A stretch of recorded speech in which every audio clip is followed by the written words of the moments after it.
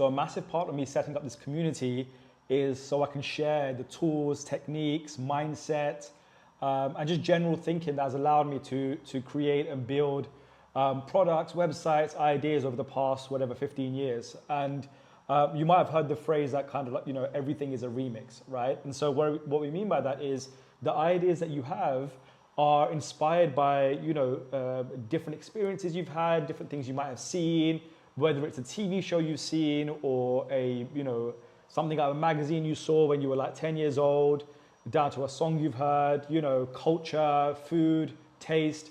That's what creates this palette that you have, right? And that palette is super important in coming up with ideas and understanding how to deploy those ideas, because the more kind of input you give that palette or your taste buds, the more empathy you have for end user, right? So like if you watch enough movies, you'll start to understand how movies work. You'll start to appreciate the arc in a movie, or visual representations and different connotations and what those mean, like what certain colors mean.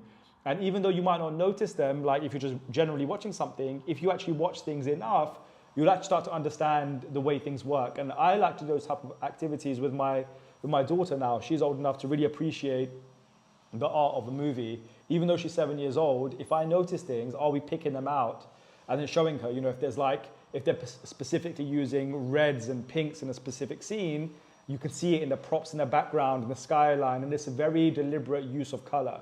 And so that's one example. Or like food, right? Food is the best food is very deliberately crafted to give you, as the end user, an experience. And products work in the same way. And the products that we're going to be building using AI work in the same way.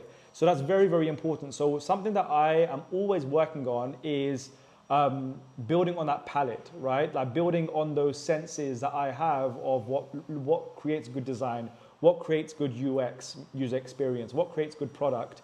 And also seeing what's out there at the moment, right? So the more things I take in, the better I feel my perspective becomes when I'm actually creating things. So what I want to share with you guys today in this short video is just some areas and websites that you can look at on a regular basis. Now, I do this kind of on a daily basis, not this specific process, but these sites, some of these sites I use more than others. But I use them because they really help inspire, my ideas and the way I think. So the next time I have an idea, there might be something that I've seen that has kind of informed how I'm thinking about implementing that idea, right? And so let's get into it. You guys might have ideas right now that you're thinking of, and sometimes often a pattern of having ideas is, hey, I have such idea, I don't think it's been done before, or I haven't seen anything out there like it, and therefore I think I should do it, right? That's like the general sense of how we think of ideas and what motivates us to kind of move forward with them. Although that's a great kind of way to start, what you really want is you want this kind of like, open-minded spirit towards your ideas, where your ideas could be the best thing ever, but they also might be clouded with a lot of bias and a lot of, naivety and sometimes information that we don't yet have. And so doing things like going on sites such as producthunt.com, which you can see here, gives you an idea of things that people are working on right now, right? So Product Hunt is basically a site that shows you the top websites and products that people are launching today. And by products, we mean like, online products, digital products. And then we see kind of things that people have been doing, yesterday and, last week. And you can kind of go in and see what type of products have been launching and the ones that people have been upvoting, meaning the ones that are the most popular, right? And it gives you a good kind of gauge on what's actually happening right now, type of things that people are working on. And you also get a sense of what is actually out there and has someone built a product that I'm thinking of, right?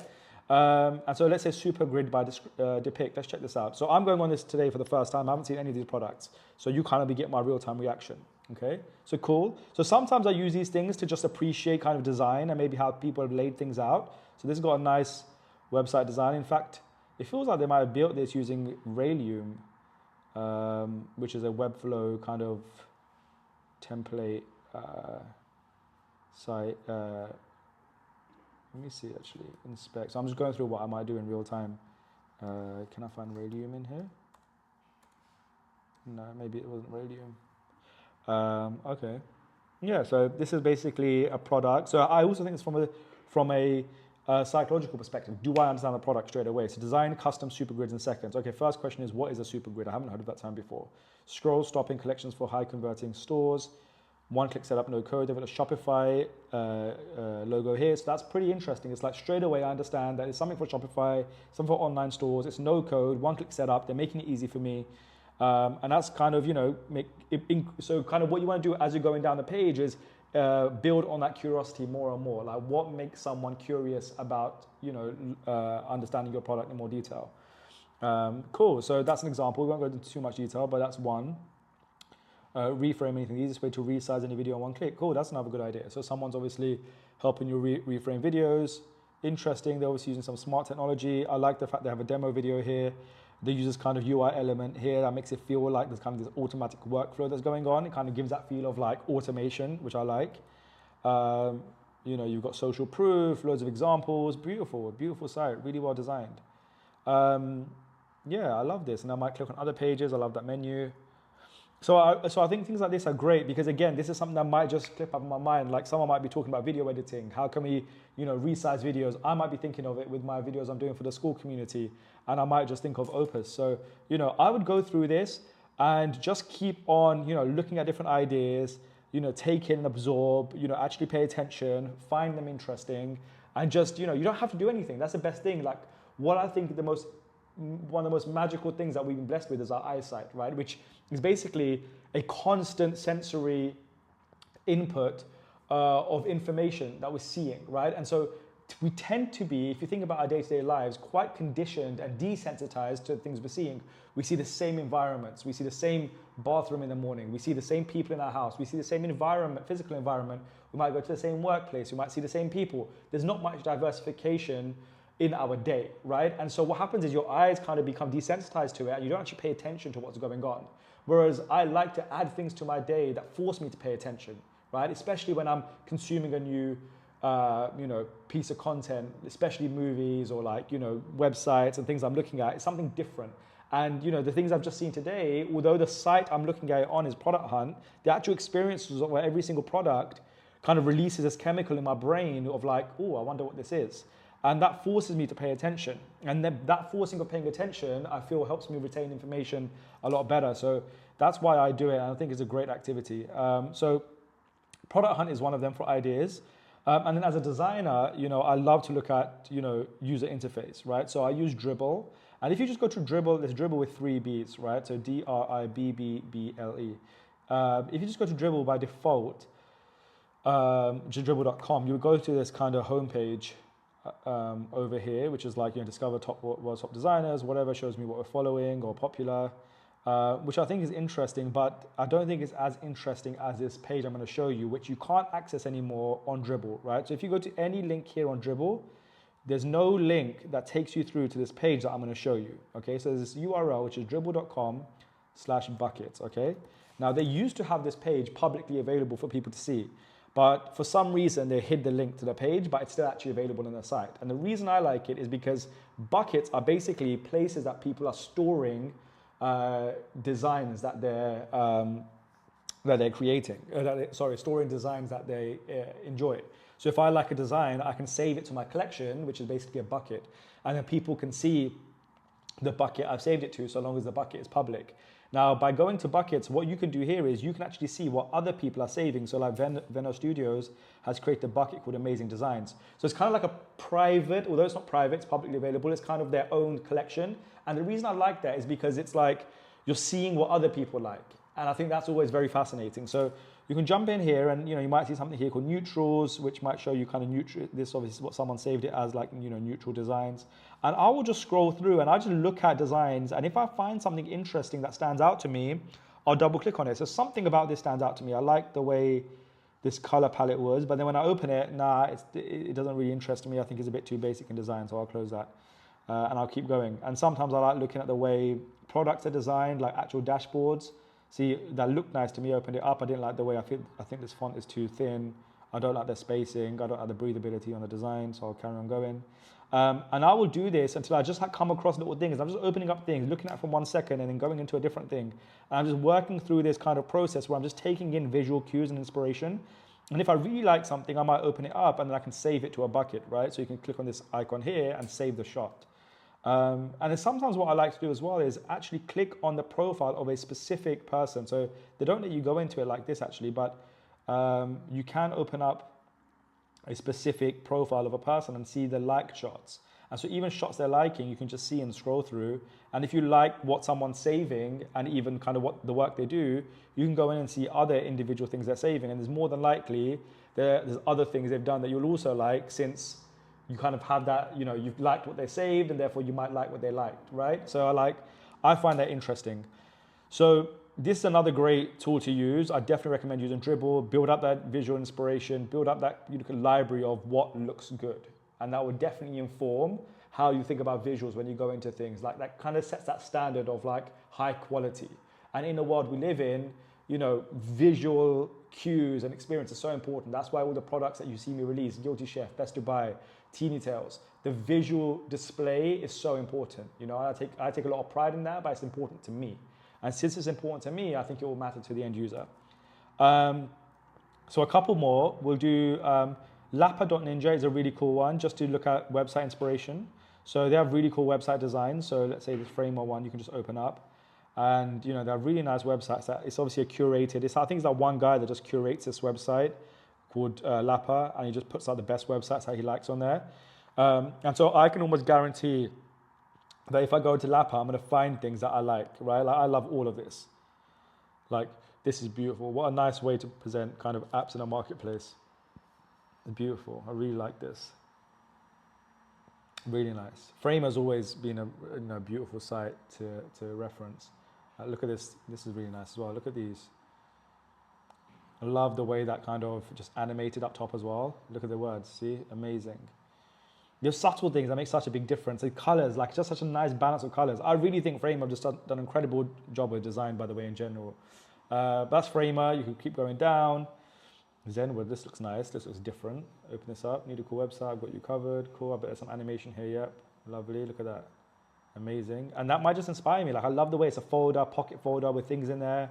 Like, that's something that maybe in the future I might use. And based on my Webflow skills, I know how to do this, right? So I can look at something, know what I know about Webflow and Webflow's animations, and I know I can recreate it. So when I next time create something, maybe even for Teeny Tales, I might want to see books coming out of a folder. I might think of this and then be able to create it, right? So again, paying attention, retains in your mind more than you think. And even this font, I see this font often. I don't know what this font is, but I see it everywhere. But okay, cool, nice. And so again, you can keep going through this. You have collections. And another site, Site Inspire is great. Site Inspire is similar to Lapa.Ninja, but even better. I like the way they categorize sites. So if you go to websites, you can see different categories. So, you know, if you want to see like types of websites and you want to see like what a, you know, e-commerce site looks like, you can click on e-commerce, and they've got great e-commerce examples just like stored here. And their sites tend to be, you know, a little bit more high end. But again, you know, really nice. So you can just click on any one of these, open it up, and then go into the website. And now you're looking at a beautiful site that someone has already, you know, curated. And man, this is beautiful product design as well, by the way. Look at this perfume bottle. I just see other things like the greens. Like, how beautiful is this? I would love, like, even that, just like the gold or the green, to me, it's just like chef's kiss, right? That just stands out. Even the gold you're using here with the green, beautiful. It's like a great way of, you know, presenting. So yeah, like I would really take inspiration from this. And sometimes I'll save things like this. I'll create like a Figma, FigJam board. But yeah, so, you know, siteinspire.com is the other one that I would definitely recommend going on and checking out. And then two last ones. One would be Mobbin. So Mobbin is really good. It allows you to kind of, you know, see apps that other people have built. So just apps that you know of, like Uber, Headspace, you know, Airbnb, and they have all the screens from them apps saved inside here. So you can look at this. Look, like all the screens from different apps are in here, which you can use as design inspiration when you're creating something. And so this is an amazing site. It's even worth signing up and paying for. And then you can see the entire user journey. So you can watch how people actually do onboarding, how they get users to sign up, how they get users to take a specific action, which again, just by observing and viewing, you don't have to do anything with the information, but it can just be so good to store that in your head. I can give you a bunch of inspiration for later on when you come to create something yourself as well. And then Awwwards, this is like very high level, but Awwwards basically have like the most incredible visual experiences on here, and they have a site of the day normally, which is like, if you're site of the day on Awwwards, it's like Awwwards with 3 W's. It's like seen as like, you know, you're like one of the best sites on the internet. So, you know, this is a site of the day today, I Heart Comics, which is an agency. So look, obviously you can see these are very high level, you know, much more complex sites. You know, but very fun, you know, just things that can be great. Like, this menu is probably gonna be fun, and look at that. That's so dope. My gosh, I love that. I love it. I love it. Incredible, incredible, incredible. Just look at that. Paper tear style on the menu, just something different. And the site still works in the background, which is super cool. So yeah, I love all of this. Look at that, even when you clicked on it. And you know what's funny is I know they've got this from somewhere, this animation, because on Teeny Tales, that's so funny. I used to have this animation, look, that. See that there? It's in Webflow. So on Teeny Tales, where was it? Teeny Tales Create? Was it on Create? There was someone on the site, I'm gonna have to find it, but that same animation, yeah, I think it's if you continue, look. The exact same one, because I copied it from a different project. It was in Made in Webflow, and then someone else has also copied it. So they copied it here. Look at that. Same thing, and they changed the colors. And that was in Made in Webflow over here. So you can see how people are using things out. And I always tell you guys to use Made in Webflow. You know, you could type in like, you know, whatever, page transition. And you'll find components that you can then go ahead and just copy. And I copied it for Teeny Tales, and someone obviously went and copied it for their own site, which one site of the day. And so there'll be a transition here somewhere, which will be just like that. But you can find other transitions and other type of things, inspiration, and you can just clone them and you can put them into your own project. So that's Made in Webflow. So yeah, Awwwards, Made in Webflow, Dribbble, Mobbin, Site Inspire, Product Hunt, Lapa. These are all great tools to use. I'd highly recommend them. I think it's a great way to build your palette. Do this regularly. And if you want to be a high performing kind of product builder, or you want to find a way to like increase the probability of your products landing and becoming a success, you'll take these AI tools you get from the community, you'll take the inspiration that you've kind of built up in this visual library, and you'll be able to kind of put together these beautiful products, which is what I try to do. So yeah, I hope that really helps you guys and gives you a little insight into my inspiration workflow.